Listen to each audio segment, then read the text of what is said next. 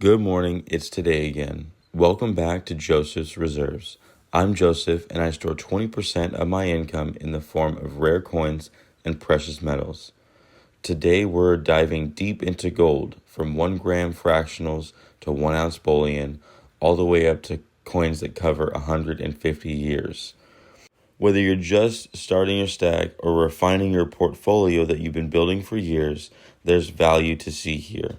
Gold is more than just a shiny metal, it's a store of wealth, a hedge against inflation, and a tangible piece of history.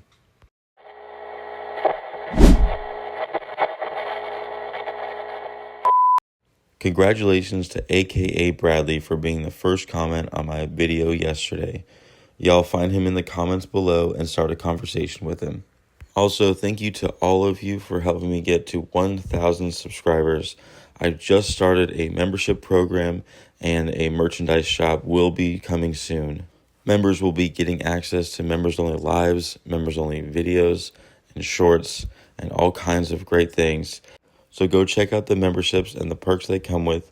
And if you're looking for a specific perk, let me know. I might be able to add it or add a new tier of membership. But let's get into this video. We're going to start with a 1 ounce gold size. Pulling the American Buffalo out of its capsule gave you a chance to appreciate the design and the reflective surface of the 4/9 fine gold.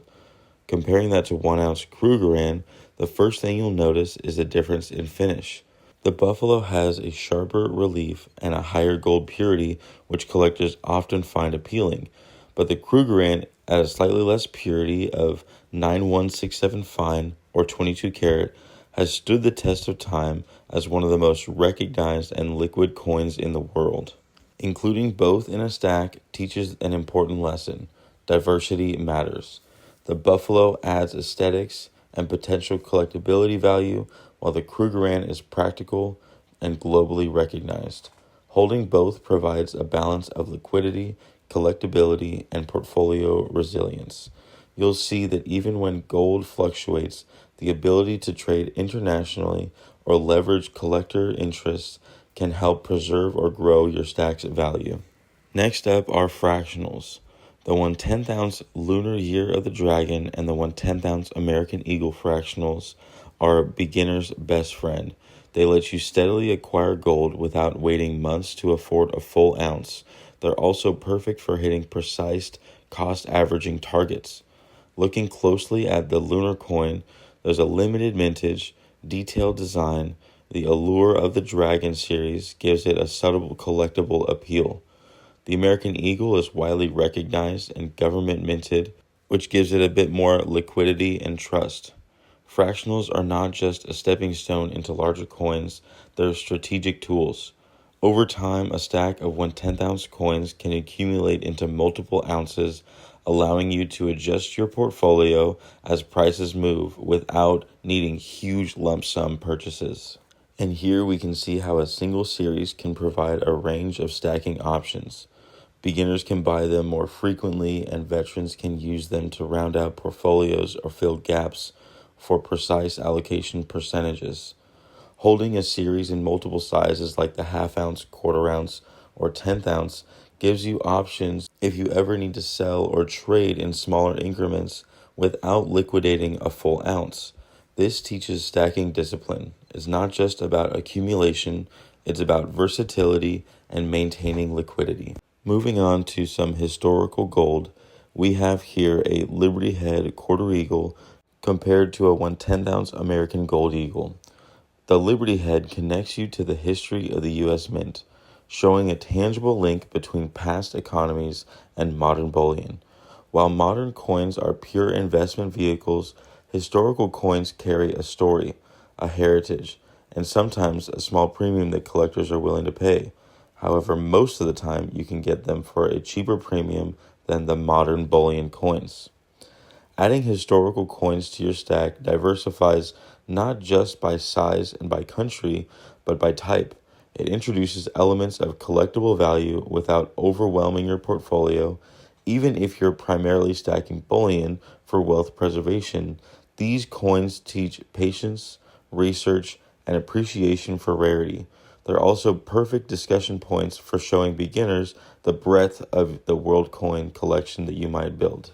Because, of course, this idea, it can expand to any country that used to circulate gold, like this Cinco peso next to this 1/10 ounce Mexican gold Libertad. While one displays the face of a leader fighting for Mexican independence, the next shows a symbol of that liberty that they earned from that independence. Together, they make a beautiful pair and can add depth to any collection. Next up is tiny gold. Small gold pieces offer you a lot more flexibility in stacking, trading, or selling very specific amounts. I have here a 2 peso coin next to a 1 gram gold bar. The 2 peso actually holds 1.5 grams of gold, and because the premiums can be so dramatically high on these 1 gram pieces, it's sometimes possible to get a 2 pesos coin for only a few more dollars than a 1 gram gold bar. Last time I went to my coin shop, it was only a $30 difference. So if you're interested in getting some gold on cheap, definitely check out those 2 pesos. Another historic coin that feels like it's in its own category are the ducats. This here is a 4 ducat. It is 986 fine, so it's the highest purity before you get to 3 nines or 4 nines gold. The 1 ducat is 0.11 ounces of gold, which makes the 4 ducat 0.44 ounces of gold, and these can typically be found at a very low premium.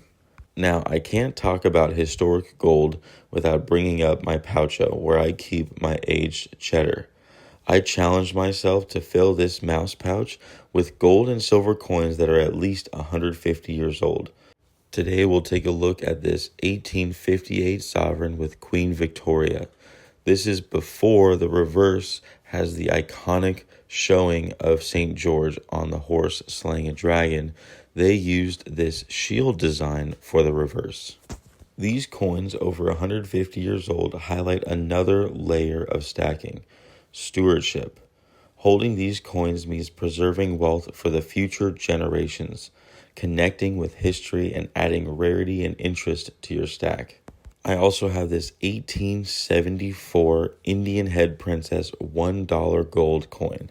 This coin circulated at the same time as the Morgan silver dollar and showcases perfectly the gold to silver ratio that was set in stone back when gold and silver both circulated. This poucho is symbolic, a curated collection of coins that hold both tangible and emotional value, and it reminds beginners and veterans alike that stacking is about more than accumulation. It's about patience, planning, and passing down wealth. Coins in the pouchos are treasures that go beyond spot price, teaching the lesson of scarcity, history, and long-term discipline. Now, putting this all together, we can see where it all fits in one piece. This is all one stack, one mindset. When we put all these pieces together, we can see how gold used to be money. It is money now, and it always will be money. And all of this gold is in various sizes to help me accumulate and sell at the right amounts when needed. And of course, diversifying between each of these categories will serve its own purpose.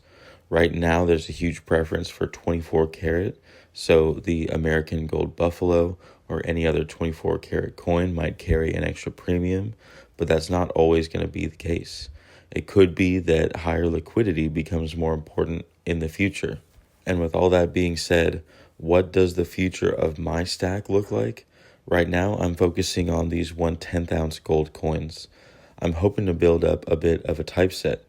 Here I've got American, Canadian, Mexican, Australian, and South African. I have a few more countries to go, but right now I'm trying to increase the flexibility of my gold stack. Whenever I might have a monetary issue, I don't want to be having to sell an entire ounce of gold to take care of that issue. Stacking gold is about more than buying coins. It's about discipline, consistency, and long-term strategy. By combining bullion, fractionals, and historic pieces, you create a stack that grows over time, preserves wealth, and connects you to history. Remember that each day is an opportunity to show up and make choices and build your stack. Whether you're a beginner or a veteran, using a plan, staying disciplined, and understanding the value of each coin will ensure your stack has both weight and wisdom. So just remember, every ounce adds up. So no matter how small, just keep stacking.